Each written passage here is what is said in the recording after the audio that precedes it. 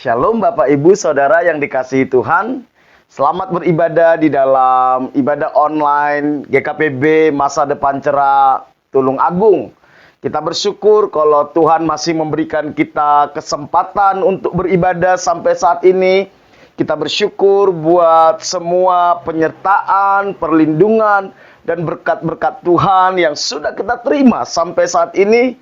Kita percaya kalau kita ada sampai saat ini itu semua karena Tuhan masih punya rencana atas hidup kita. Karena itu, mari kita bawa korban syukur kita di hadapan Tuhan.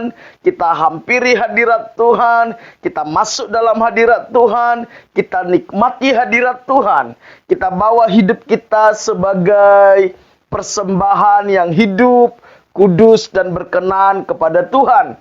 Mari kita sungguh-sungguh kita persiapkan hati kita arahkan hati dan pikiran kita hanya untuk beribadah kepada Tuhan. Sebelum kita memulai ibadah online kita, mari kita tundukkan kepala kita, satukan hati kita berdoa. Kita minta pimpinan Tuhan di dalam ibadah kita. Mari kita berdoa. Bapa kami yang di sorga, yang kami sembah di dalam nama Tuhan Yesus Kristus, Tuhan pencipta langit dan bumi dan segala isinya, Tuhan yang berdaulat atas alam semesta, atas jagat raya, Tuhan yang berdaulat atas sejarah dunia, Tuhan yang berdaulat atas hidup kami. Engkau Tuhan yang telah mengasihi kami, yang telah menyelamatkan kami, menebus kami lewat pengorbanan Tuhan Yesus Kristus di atas kayu salib.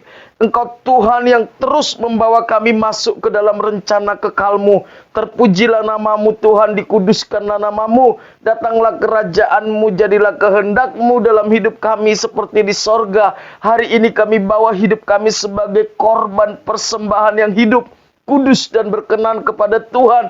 Biar Engkau yang melawat hidup kami, biar Engkau yang memulihkan hidup kami, biar Engkau yang menerima setiap penyembahan kami, berkenan di hadapan Tuhan.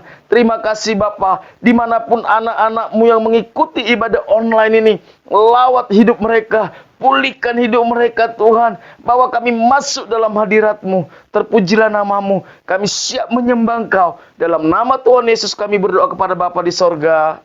Amin.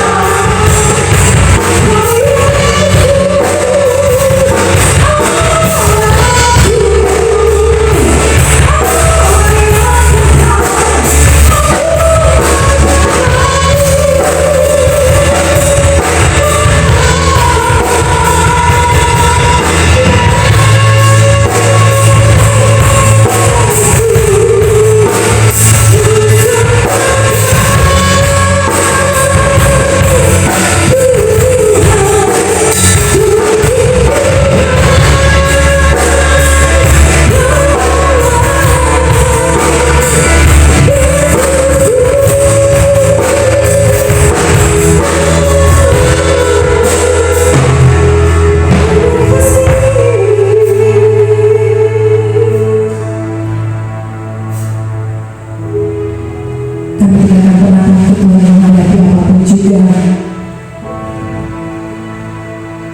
karena ada Yesus yang selalu bersama dengan kami. Ada Yesus yang selalu peduli hidup kami. Kami bersyukur. Terima kasih Tuhan Yesus.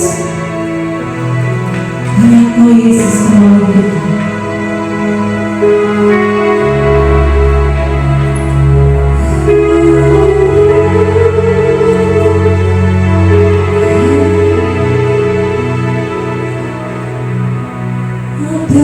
Yesus yang selalu peduli, ada Yesus yang selalu mengerti. Dia buktikan dengan cinta, Dia berikan nyawanya bagi kita.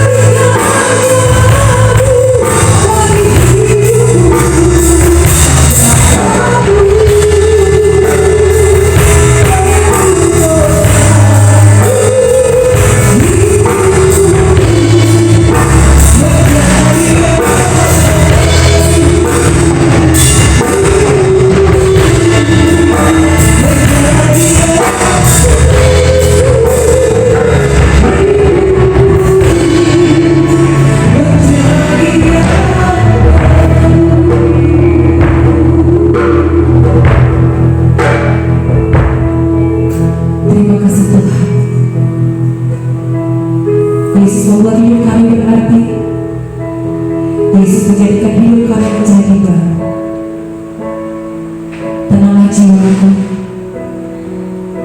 tenanglah jiwaku. Berharaplah kepada Yesus, karena Yesus ada bersama denganku mulai saat ini sampai selama-lamanya. Kami siap mendengarkan apa yang Yesus katakan.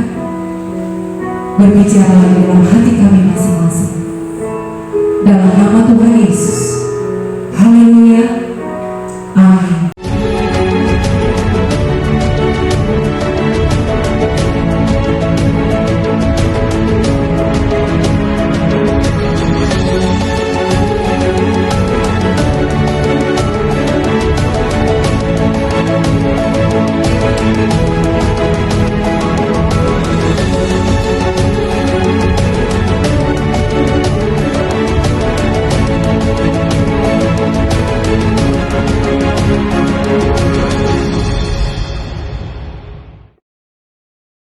Bapak, Ibu, Saudara yang dikasihi Tuhan, tema renungan kita pada hari ini adalah menetapkan kualitas dari kehidupan Anda.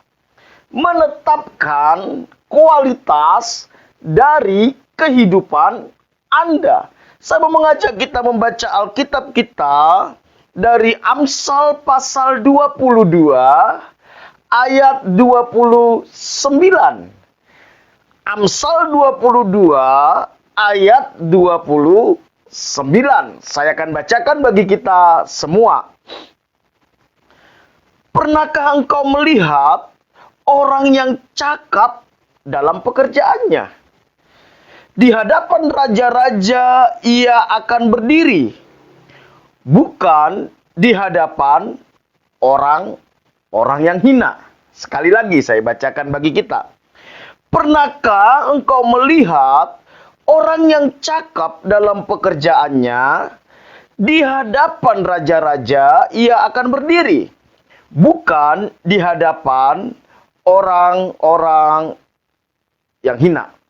Bapak, Ibu, Saudara yang dikasihi Tuhan, suatu malam seorang bapak tua beserta istrinya memasuki sebuah lobi hotel di Philadelphia, di sebuah kota kecil. Dia langsung menuju resepsionis untuk menanyakan masih adakah kamar yang tersisa buat mereka. Bapak tua itu berkata kepada sang resepsionis, pegawai hotel tersebut, semua hotel besar yang ada di kota ini telah terisi. Bisakah kau berikan kami satu kamar saja? Istri saya sudah kedinginan dan kelelahan. Sudah tidak kuat berjalan. Karena memang sepanjang hari dan sepanjang malam mereka mencari penginapan. Saat itu sudah jam 1 dini hari. Dia memohon untuk disediakan kamar hotel. Namun pegawai hotel itu menjawab, maaf, semua kamar di hotel ini sudah penuh terisi. Karena memang di kota ini sedang ada sebuah event yang sangat besar, sehingga semua kamar-kamar hotel telah di-booking. Namun, saya tidak akan membiarkan Bapak sebaik Anda dan setua Anda untuk kedinginan, hujan-hujanan di luar. Kalau Bapak berkenan, maukah Bapak dan istri untuk menginap di kamar saya? Kebetulan hotel ini memberikan saya fasilitas sebuah kamar untuk saya tempat tinggal di sini. Kalau Bapak tidak keberatan, silakan menginap di kamar saya. Dan karena tidak ada pilihan, akhirnya bapak tua ini beserta istrinya menginap di kamar si pegawai hotel tersebut.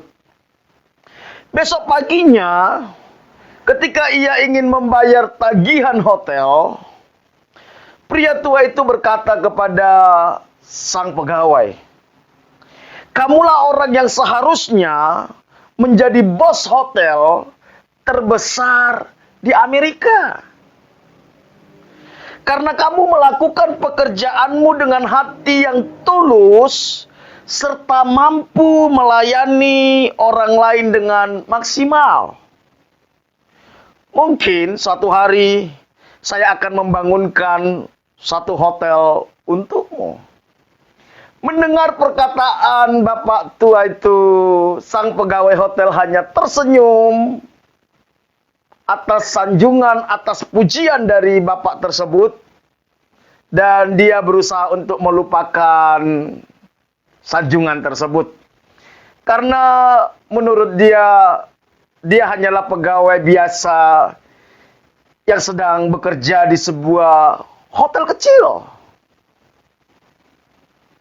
Namun ternyata sekitar 2 tahun kemudian, pegawai ini mendapat sebuah surat, yang di dalam surat itu adalah sebuah tiket ke New York. Tiket ke New York karena bapak tua yang pernah dia layani 2 tahun yang lalu, itu mengundang dia sebagai tamunya dia di New York. Ketika sampai di New York, betapa kagetnya dia ketika sebuah mobil mewah menjemput dia. Dan di dalam mobil mewah itu ada bapak tua yang pernah dia layani 2 tahun lalu. Dan pria tua itu membawa si pegawai hotel ini ke sudut jalan antara Fifth Avenue 34th Street yang ada di New York, di pusat kota New York. Dan bapak tua itu menunjukkan kepada si pegawai hotel ini sebuah bangunan yang sangat megah, yang sangat besar, dan berkata, "Itu hotel yang saya bangun untuk kamu kelola." Betapa kagetnya anak muda ini, dia berpikir bahwa ungkapan bapak tua ini yang dia layani 2 tahun yang lalu sebagai ungkapan basa-basi. Tetapi pelayanan dia kepada bapak tua itu ternyata membawa dia menjadi seorang yang dipercaya sebuah hotel yang sangat besar. Saudara tahu siapa anak muda itu? Si pegawai hotel itu. Dia adalah Josh Charles Bort. Dan bapak tua yang dia layani di hotel saat di Philadelphia adalah William Waldorf Astor, yaitu pemilik hotel Waldorf Astoria, salah satu hotel terbesar yang ada di dunia sampai saat ini.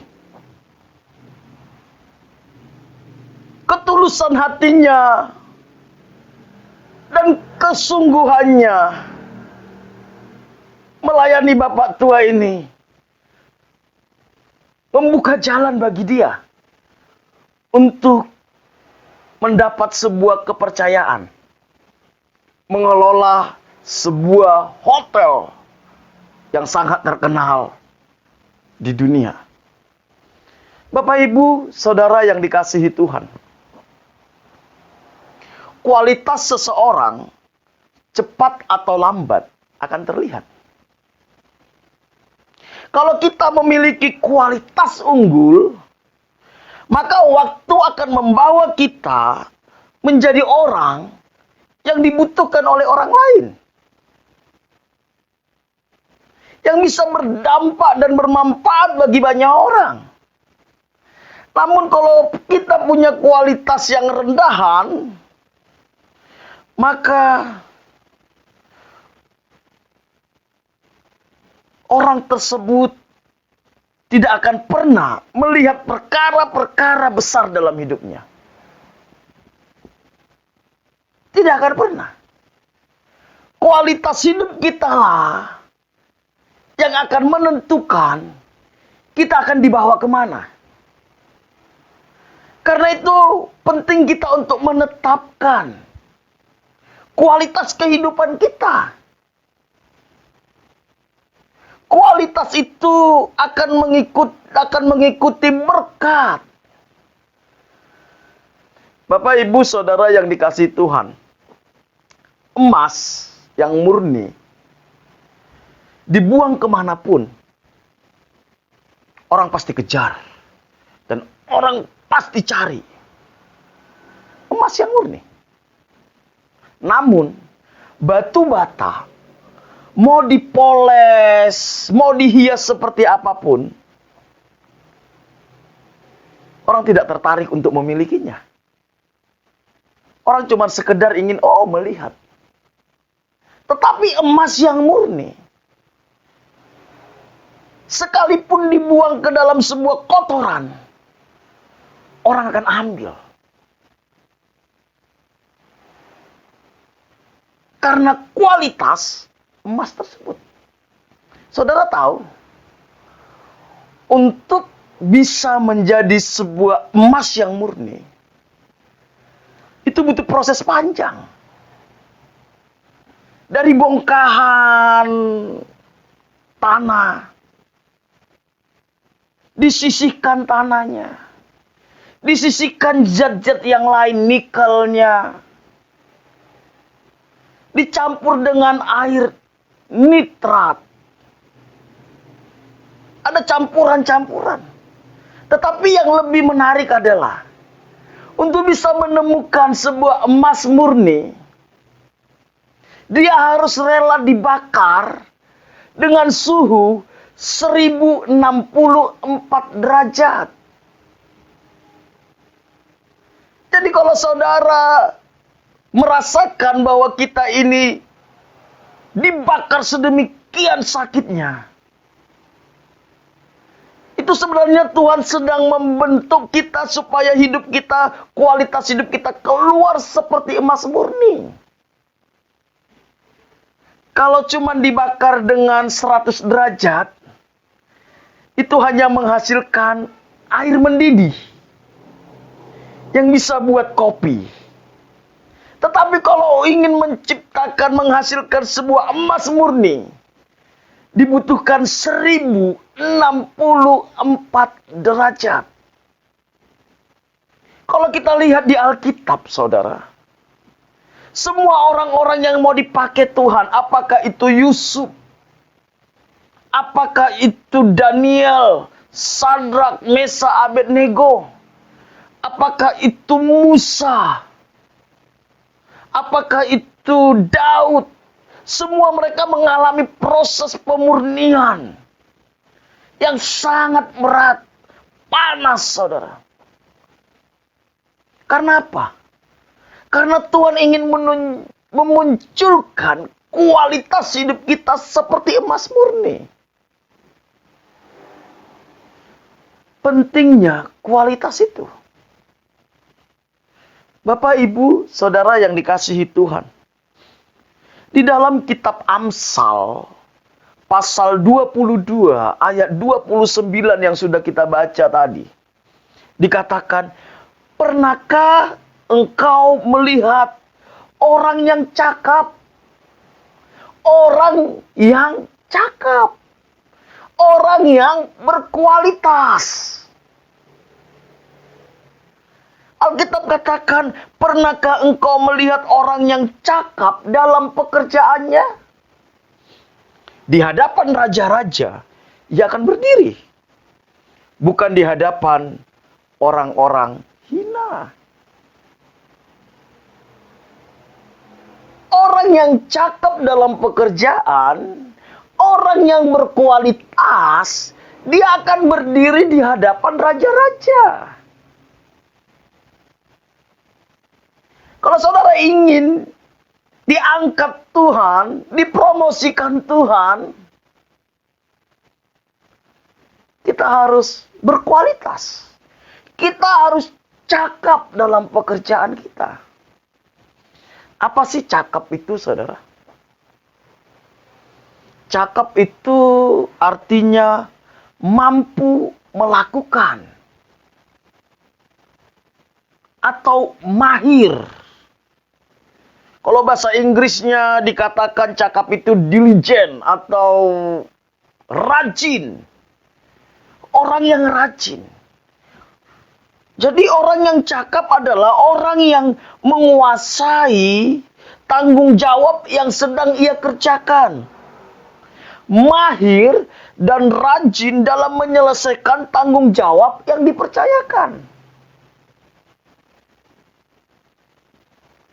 Tentu orang malas tidak akan pernah berdiri di hadapan raja-raja. Tidak akan pernah dipromosikan oleh Tuhan. Tentu orang kalau tidak mahir, dia tidak akan pernah bisa dipercaya. Jadi penting menjaga dan meningkatkan kualitas hidup kita. Apalagi kita hidup di dalam sebuah zaman yang mana persaingannya begitu ketat. Tuhan tidak akan mempromosikan orang-orang yang punya kualitas rendahan. Kenapa? Karena kalau Tuhan promosikan orang-orang yang punya kualitas rendahan, mereka akan mempermalukan Tuhan. Mereka tidak memuliakan Tuhan. Karena itu, sejauh mana kita punya waktu untuk meningkatkan kualitas hidup kita, kecakapan kita, kerajinan kita. Dari Amsal pasal 22 ayat 29 ini, kita bisa menemukan ada 3 sikap yang menentukan kualitas kehidupan kita. Ada 3 sikap yang menentukan kualitas hidup kita. Yang pertama, sikap kita terhadap kemampuan yang ada pada diri kita. Kita sudah baca tadi, di dalam Amsal itu dikatakan, pernah engkau melihat orang yang cakap? Ini berbicara kemampuan dalam diri kita. Bagaimana kita menyikapi kemampuan dalam diri kita? Bapak, Ibu, Saudara yang dikasihi Tuhan. Setiap kita pasti punya potensi yang Tuhan titipkan. Setiap kita, siapapun kita. Tidak mungkin kita tidak punya potensi. Tuhan Yesus memberikan ilustrasi tentang talenta. Ada yang 1 talenta, ada yang 2 talenta, ada yang 5 talenta. Menurut kesanggupan masing-masing. Jadi nggak mungkin kita dilahirkan tanpa talenta. Tidak penting seberapa banyak yang Tuhan berikan kepada kita sebenarnya. Berapapun yang Tuhan berikan kepada kita, itu tidak begitu penting. Yang terpenting adalah bagaimana kita melihat potensi itu. Apakah kita menghargai potensi yang Tuhan berikan kepada kita dan kita mengembangkannya? Atau kita menganggap rendah potensi yang Tuhan berikan dan kita menyia-nyiakan dan tidak mau mengembangkannya. Kita malas-malasan. Dan kita mengubur potensi tersebut. Jadi, penting untuk melihat potensi terbaik yang ada dalam diri kita. Fokuslah kepada potensi itu. Jangan bandingkan diri kita dengan orang lain. Jangan ingin menjadi orang lain. Jadi kalau kita ingin melihat kehidupan yang berkualitas, hal yang terpenting yang pertama adalah sikap kita terhadap kemampuan yang ada pada diri kita. Sudahkah saudara dan saya menemukan potensi terbaik yang Tuhan berikan kepada kita? Sudahkah kita memaksimalkan dan mengembangkan potensi itu? Saya tadi katakan tidak penting seberapa banyak yang Tuhan kasih. Karena 2 talenta bisa jadi 4. 5 talenta bisa jadi 10. Kalau kita mengerjakannya dengan sungguh-sungguh, menghargainya, dan mengembangkannya. Berapa banyak pun potensi yang Tuhan berikan, kalau kita kuburkan, maka itu akan Tuhan ambil. Orang yang punya 1 talenta yang menguburkan talentanya, Alkitab katakan, ambil dari dia, berikan kepada yang 5 talenta. Lukas 16 ayat 10 mengatakan seperti ini.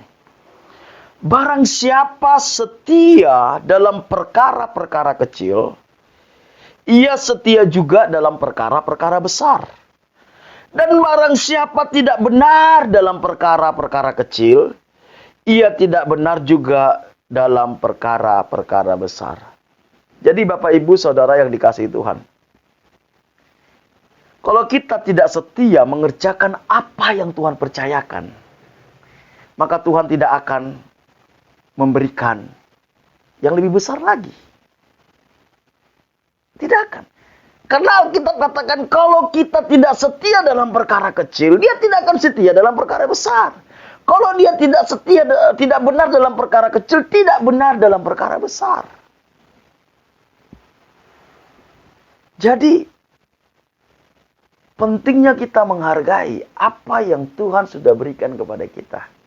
Setialah dengan apa yang Tuhan sudah berikan. Bertanggung jawablah akan hal itu. Benarlah akan hal itu. Saya selalu katakan gini. Kalau saudara tidak benar menjadi pegawai, maka saudara tidak akan pernah dipercaya jadi bos. Tidak akan pernah. Tidak akan pernah. Kalau saudara tidak benar dan tidak setia saat menjadi bawahan, maka Tuhan tidak akan percayakan saudara menjadi pemimpin. Tidak akan mungkin. Kalau saudara tidak benar dan tidak setia dengan berkat yang Tuhan berikan, maka Tuhan tidak akan berikan berkat yang lebih besar. Kalau kita baca ayat ini konteksnya dalam konteks keuangan.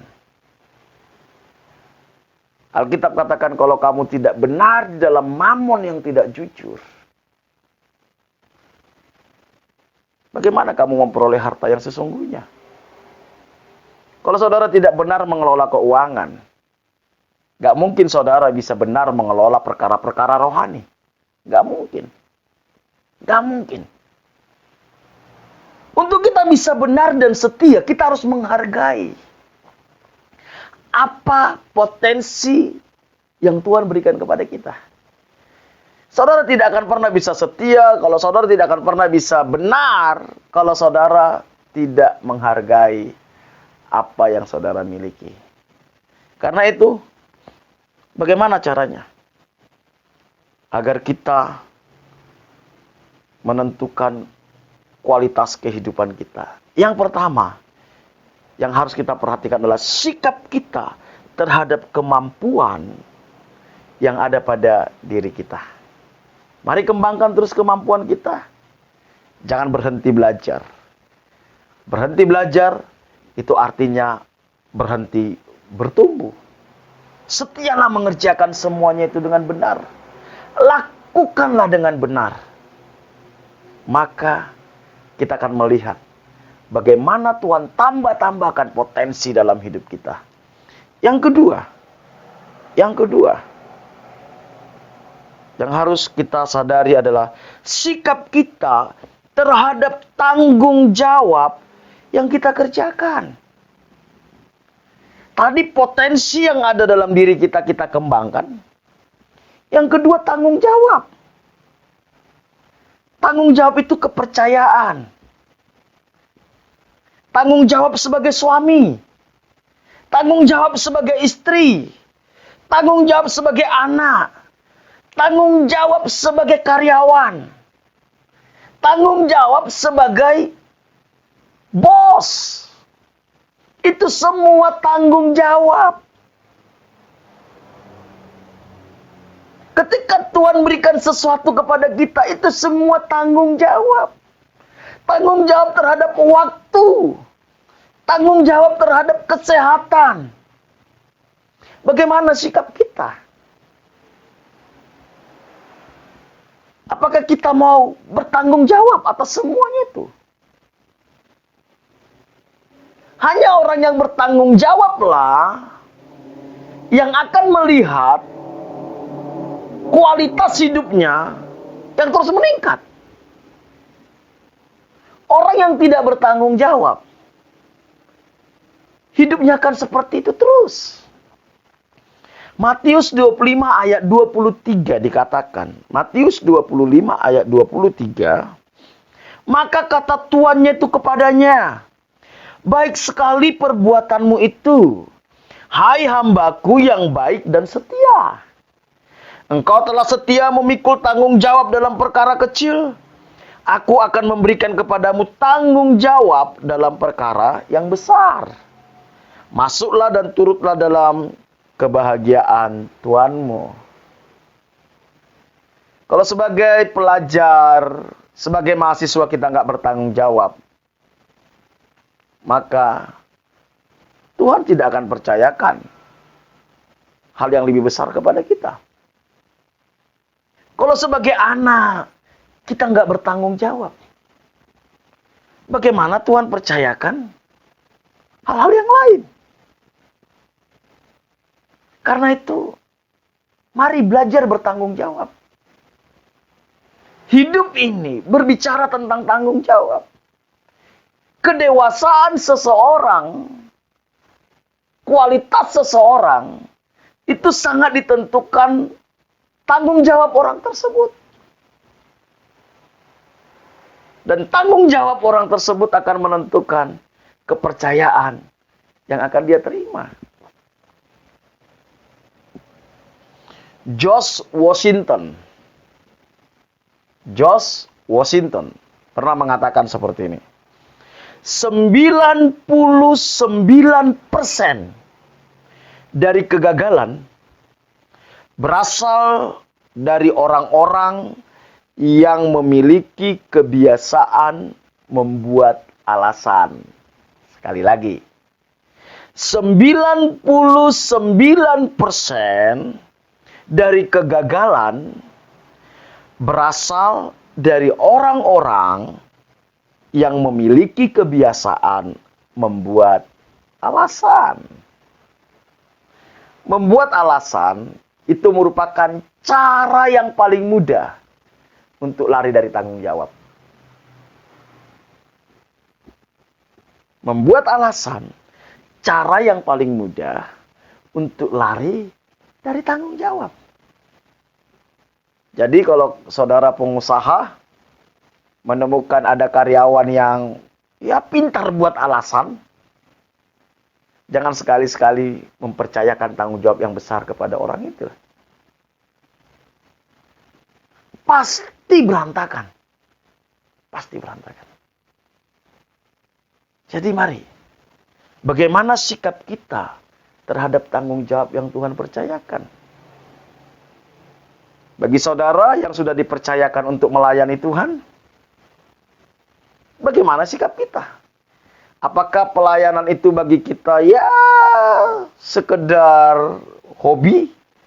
Atau kalau bisa saya kerjakan, kalau saya tidak bisa saya tidak kerjakan? Itu sikap tidak bertanggung jawab. Bagi orang tua, bagaimana kita bersikap terhadap anak-anak kita yang Tuhan percayakan? Kalau saudara berkata, saya akan berjuang, kalau bisa saya sekolahkan, kalau nggak bisa saya tidak sekolahkan. Itu sikap tidak bertanggung jawab. Bagi anak-anak, bagaimana sikap kita terhadap tanggung jawab di dalam sekolah?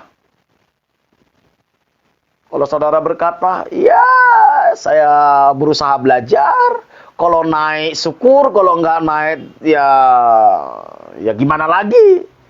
Kalau juara syukur, kalau tidak juara gimana lagi? Itu sikap tidak bertanggung jawab. Kalau karyawan dikasih target sama pimpinan, target pekerjaan.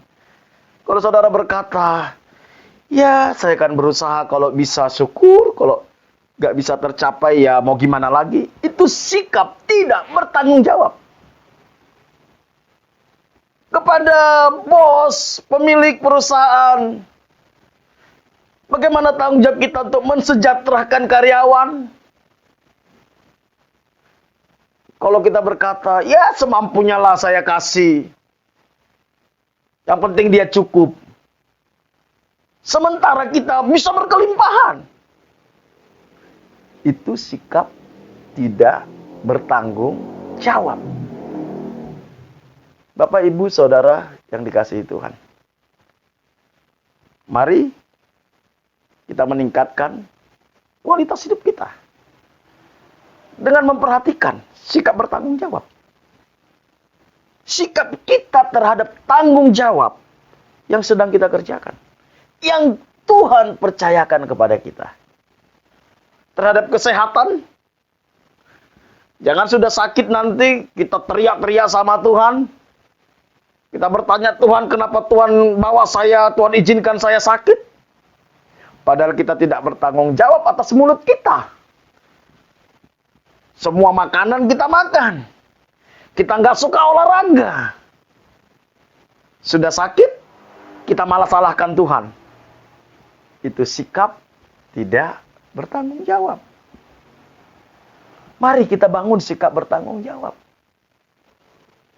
Semua yang Tuhan percayakan, baik itu waktu, baik itu kesehatan, baik itu orang-orang di sekitar kita, baik itu pekerjaan, baik itu pelayanan, baik itu uang yang Tuhan percayakan.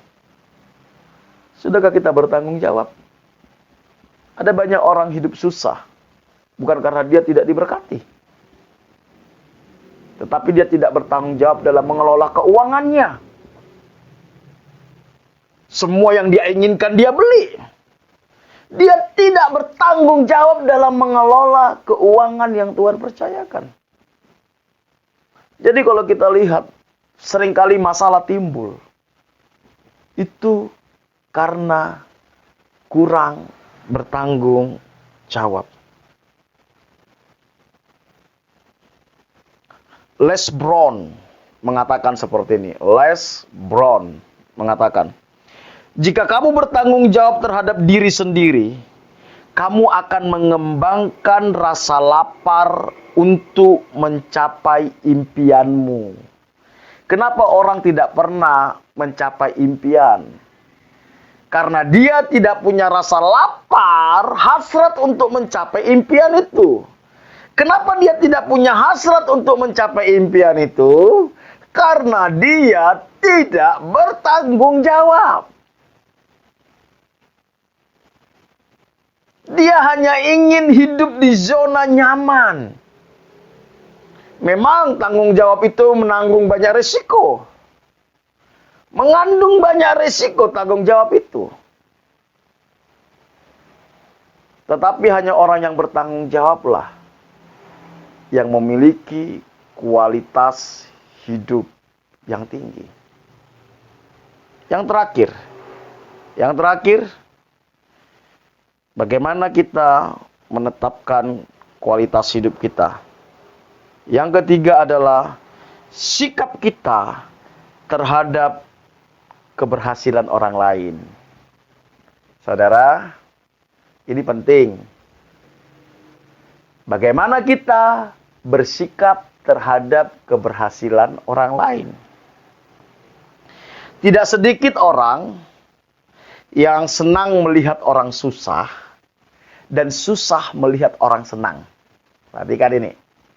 Tidak sedikit orang yang senang melihat orang susah dan susah melihat orang senang.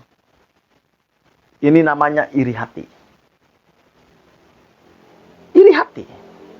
Orang iri hati itu tidak akan pernah memiliki kualitas hidup. Nggak mungkin.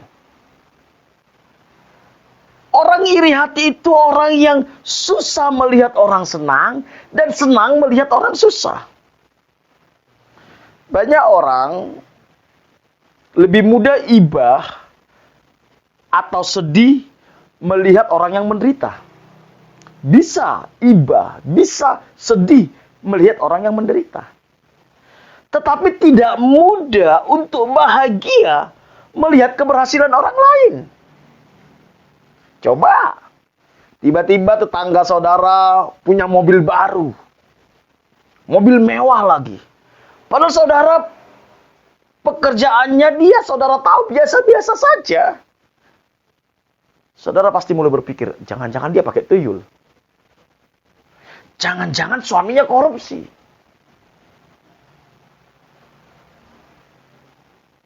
Kita mulai iri sebenarnya. Sehingga kita mulai mencurigai dia.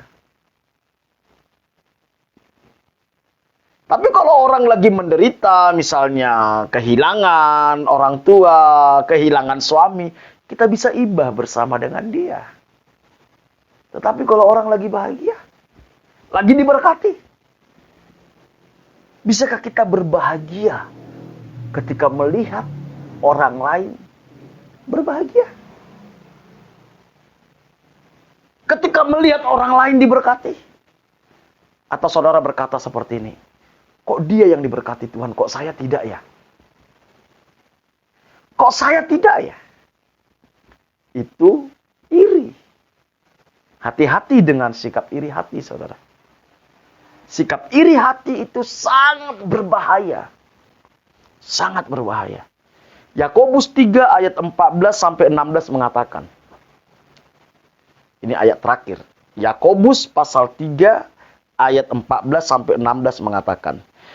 Jika kamu menaruh perasaan iri hati dan kamu mementingkan diri sendiri, janganlah kamu memegahkan diri dan janganlah berdusta melawan kebenaran. Perhatikan. Di ayat 15 dikatakan, itu bukanlah hikmat yang datang dari atas. Iri hati dan mementingkan diri sendiri itu bukan berasal dari Tuhan. Dikatakan, tetapi dari dunia, dari nafsu manusia, dan dari setan-setan. Jadi kalau saudara sudah mulai dikuasai oleh iri hati dan mementingkan diri sendiri, Alkitab katakan itu berasal dari dunia, dari nafsu, dan dari setan-setan. Dan semua yang berasal dari dunia, semua yang berasal dari nafsu manusia, semua yang berasal dari setan-setan, semua itu memiliki kualitas yang rendahan. Kualitas yang murahan. Di ayat 16 dikatakan, sebab di mana ada iri hati dan mementingkan diri sendiri, di situ ada kekacauan dan segala macam perbuatan jahat. Ketika iri hati dan mementingkan diri sendiri menguasai hidup kita, maka segala kejahatan itu bisa keluar dari hidup kita. Kalau kejahatan keluar dari hidup kita, maka mustahil kita memiliki kualitas hidup yang tinggi. Mustahil. Oleh karena itu, bagaimana sikap kita terhadap keberhasilan orang lain? Mari, Bapak, Ibu, Saudara yang dikasihi Tuhan. Saya percaya bahwa Tuhan itu ingin hidup kita berkualitas. Yohanes pasal 10 ayat 10 mengatakan, pencuri datang hanya untuk mencuri, membunuh, dan membinasakan. Aku datang untuk memberi mereka hidup, dan hidup yang berkelimpahan. Hidup yang berkelimpahan itu, di dalam bahasa Inggrisnya, high quality. Kualitas tinggi. Tuhan datang supaya kita memiliki kualitas tinggi. Apa itu kualitas tinggi itu? Segambar dan serupa dengan Allah. Segambar dan serupa dengan Kristus. Oleh karena itu, bagaimana caranya untuk kita memiliki kualitas?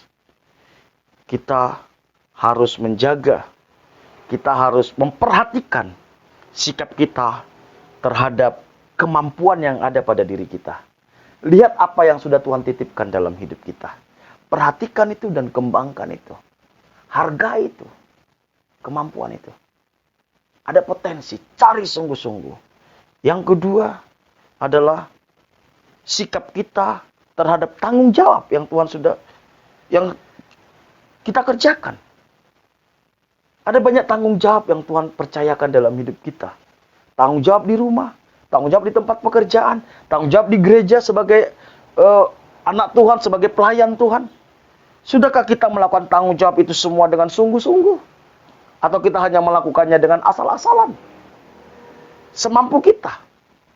Kita tidak pernah sungguh-sungguh mengerjakannya dengan penuh tanggung jawab.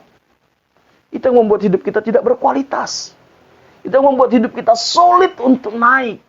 Untuk diangkat dan dipromosikan Tuhan. Saudara, emas itu dipamerkan. Emas itu dipamerkan. Dijadikan kalung, dijadikan gelang, dijadikan anting-anting. Tetapi untuk menjadi emas, perlu dibakar sampai 1062 derajat. Saudara, kalau saudara ingin dipamerkan oleh Tuhan, dipromosikan oleh Tuhan, relakan diri kita dibentuk oleh Tuhan. Dipromosikan, berdiri di hadapan raja-raja, Alkitab katakan. Bukan di hadapan orang-orang rendahan. Yang ketiga adalah sikap kita terhadap keberhasilan orang lain. Jangan kita dikuasai oleh iri hati dan mementingkan diri sendiri. Orang yang iri hati dan mementingkan diri sendiri, maka yang keluar dari hidupnya adalah segala jenis kejahatan. Kalau segala jenis kejahatan yang keluar dari hidup kita, maka dipastikan kualitas hidup kita, kualitas hidup yang murahan, yang rendahan. Tetapi kalau kita izinkan kasih Tuhan dalam hidup kita, kita kembangkan potensi kita, saudara. Kita bertanggung jawab atas apa yang Tuhan percayakan. Maka kualitas hidup kita adalah high quality, kualitas yang tinggi. Dan Tuhan pun akan promosikan setiap kehidupan kita. Mari kita tundukkan kepala kita berdoa. Kami bersyukur buat kebenaran firman-Mu, Tuhan. Mampukan kami untuk melihat setiap potensi yang Tuhan berikan dalam hidup kami. Mampukan kami untuk bertanggung jawab atas apa yang Tuhan sudah percayakan. Jangan biarkan kami menjadi orang yang punya kebiasaan mencari alasan. Tapi kami mau bertanggung jawab atas semua kesempatan, atas semua waktu, atas semua kepercayaan yang Tuhan berikan. Jauhkan dari kami sikap iri hati dan mementingkan diri sendiri. Roh Kudus, terima kasih buat kebenaran firman-Mu. Dimanapun anak-anak-Mu yang sedang mengikuti ibadah online ini, Tuhan, Engkau mengenal setiap pribadi kami. Engkau yang terus memulihkan kami. Engkau yang membawa kami kepada kualitas hidup seperti yang Tuhan inginkan, segambar dan serupa dengan Kristus. Terima kasih, kami bersyukur kami membawa hidup kami sepanjang minggu ke depan ke dalam anugerah Tuhan. Berkati setiap umat-Mu sepanjang minggu ke depan. Berkati setiap rumah tangga, hubungan suami istri, orang tua dengan anak sesama saudara. Kasih dan kebenaran-Mu yang memerintah dalam setiap rumah tangga. Pulihkan kesehatan umat-Mu. Yang sakit Tuhan sembuhkan. Berkati usaha pekerjaan umat-Mu. Apapun yang mereka kerjakan sepanjang minggu ke depan, Tuhan buat berhasil. Tuhan buat terobosan. Tuhan buat mujizat. Tuhan buka jalan atas setiap permasalahannya. Cukupi segala kebutuhan umat-Mu. Pakai setiap kami untuk menjadi berkat bagi orang-orang yang ada di sekitar kami. Terima kasih Bapa. Terima kasih Tuhan. Kami bersyukur buat ibadah kami pada hari ini. Mari jemaat yang dikasih Tuhan, kita angkat tangan kita. Jemaat yang dikasih Tuhan, pulanglah, terimalah berkat daripada Allah Bapa. Diberkatilah engkau pada waktu masuk. Diberkati engkau pada waktu keluar, diberkati buah kandunganmu, diberkati adonanmu, diberkati bakulmu, diberkati hasil tanganmu. Apapun yang kau kerjakan dengan tanganmu, Tuhan akan buat berhasil. Diberkati engkau di kota, di desa, di gunung, kemanapun engkau pergi. tanda-tanda ajaib menyertai engkau. Engkau akan naik dan tidak akan menjadi turun. Engkau akan menjadi kepala dan bukan menjadi ekor. Anak cucu akan perkasa di bumi. Engkau akan disebut sebagai orang yang beruntung dan berbahagia. Lewat hidupmu akan banyak orang menerima berkat daripada Tuhan. Jika engkau hari ini sungguh-sungguh mendengarkan suara Tuhan Allah yang kusampaikan kepadamu dan engkau setia melakukannya, maka berkat-berkat ini akan menjadi milikmu seumur hidupmu. Karena itu, terimalah berkat daripada Allah Bapa, kasih karunia dari Tuhan kita Yesus Kristus, penghiburan dan kekuatan dari Roh Kudus mulai hari ini sampai Tuhan Yesus datang kedua kali. Dalam nama Tuhan Yesus, setiap kita yang diberkati sama-sama katakan amin. Bapak Ibu Saudara yang dikasihi Tuhan, ibadah online kita selesai. Sampai bertemu dalam ibadah online minggu depan.